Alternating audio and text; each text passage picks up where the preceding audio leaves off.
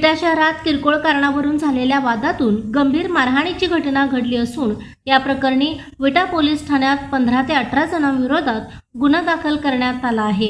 पोलिसांकडून मिळालेल्या माहितीनुसार फिर्यादी आर्यन राजू पवार वय 18 राहणार बजरंग नगर विटा यांनी दिलेल्या तक्रारीनुसार दिनांक 19 मार्च रोजी विटा येथील प्रथमेश मेडिकल समोर ही घटना घडली।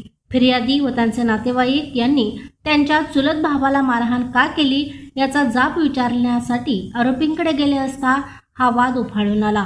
या दरम्यान आरोपींनी हातोडा, लोखंडी रॉड व लाकडी दांडक्यांनी फिर्यादीसह त्यांचे मामा आकाश राठोड व काका लखन पवार यांच्यावर हल्ला करून गंभीर जखमी केले, तसेच शिवीगाळही केल्याचे तक्रारीत नमूद आहे।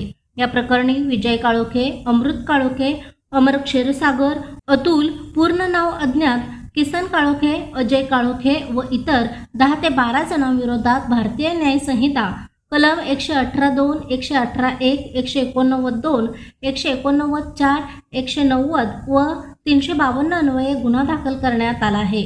जखमींना उपचारासाठी ओमश्री हॉस्पिटल विटा येथे दाखल करण्यात आले असून तेथील वैद्यकीय अहवालाच्या आधारे पुढील कारवाई करण्यात आली आहे।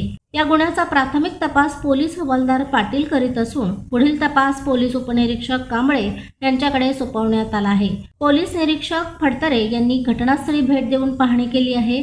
सदर घटनेमुळे सध्या परिसरात कोणतीही तणावपूर्ण परिस्थिती नसून कायदा व सुव्यवस्था अबाधित असल्याचे पोलिसांनी सांगितले। प्रशांत कांबळे, अग्रणी न्यूज, विटा।